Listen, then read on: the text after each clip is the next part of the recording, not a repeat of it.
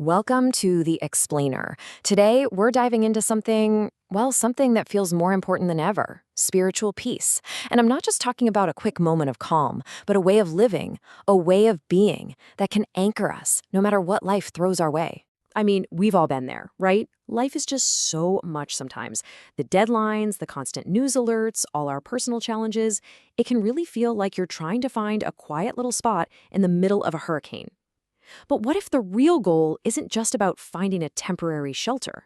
And that's exactly where this idea of spiritual peace comes into the picture. It's not about finding quiet, it's about being quiet on the inside. It's about a deep, unshakable resilience. So, what does that state of being actually look and feel like? Okay, notice the key distinction here. Spiritual peace isn't about dodging the storm. Nope. It's about building an inner anchor that holds you steady while the storm is raging. It's not some treasure you find, it's a foundation you have to build, piece by piece. So the big question is, how do we build that foundation? Well, our source material lays out this really beautiful framework of three core pillars. Think of them like the essential supports that are going to hold up this whole inner structure. Let's dig into the first one.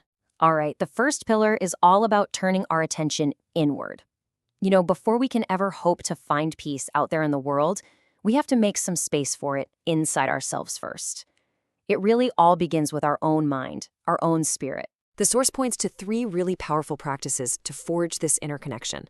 It can start with something like meditation or prayer, which really helps to still the mind. Then from that quiet place, we can practice mindfulness. Just being fully present in the moment. And to get a bigger perspective, we can turn to the simple, profound act of just connecting with nature. And why bother with all this? What's the point? Well, because these practices directly fight back against all the noise of modern life. They quiet down those racing thoughts. They lower that constant hum of anxiety about what happened or what's coming next. And they help us feel connected to something bigger than our own little problems. It's really about building your own internal sanctuary. So once we've started to create that inner space, the second pillar comes into play, shifting our mindset. This one is all about clearing out the internal clutter. The thoughts and feelings that are actually blocking peace from taking root. And this is where some of the deepest, most profound work really happens. It means making an active choice to forgive, which lets go of past hurts. It means practicing gratitude, so you're focused on what you have, not what you're missing. And it means accepting what you can't control and kind of surrendering to the natural flow of life. This contrast just lays it out so clearly, the choice we all have. Holding on to resentment is like carrying this heavy backpack filled with rocks everywhere you go. It's just exhausting. Forgiveness, then, isn't about saying what happened was okay. It's about choosing to put that backpack down for your own good. It's really an act of setting yourself free. I absolutely love this quote from the source material because it's so simple, but wow, is it powerful. Gratitude is like a lens. It literally changes how you see your world. By consciously, deliberately focusing on what's good, no matter how small, you start to build this sense of abundance and contentment from the inside out. Okay, so we've connected inward, we've shifted our mindset. The third and final pillar is all about letting that inner peace flow outward into our actual actions. It's about embodying the very peace we're working so hard to cultivate. This is where peace becomes real, something you can see and feel. It's about simple acts of kindness that come from a genuine place, not from obligation. It's about practicing compassion in what we think, say, and do. And, this is a big one, it's about living in a way that truly aligns with our deepest values, like honesty, integrity, and love. And this is where it all clicks into place. When your actions out in the world are a true reflection of the peace you're building inside, you create this incredible sense of wholeness. There's no conflict, no friction, just harmony. And that is a deep, sustainable kind of peace.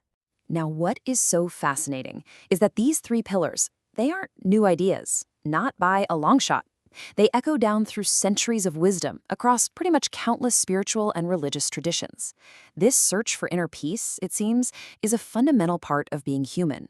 And you can just see these pillars reflected all over the place, whether it's the Christian idea of a peace that transcends all understanding, the Buddhist focus on letting go, or the Islamic concept of salam, peace, achieved through submission. The core themes are just universal. Forgiveness, surrender, mindfulness, living with integrity. It's a shared human wisdom for sure. So after exploring these pillars and seeing how they show up everywhere, What's the single most important idea we should walk away with? The source material boils it all down to one really profound shift in how we look at this. This is it. This is the game changer. The goal isn't to chase after peace like it's some far-off destination you might get to someday. The real practice is to recognize that peace is already a part of who you are, and to just learn how to live from that place, right here, right now. It changes everything. And that just leaves us with one last thought to reflect on. What if this whole journey isn't about searching for something at all, but about uncovering something? Not about finding something you lost, but about remembering a deep truth that's been inside you the entire time. Something to think about. Thanks so much for joining this explainer.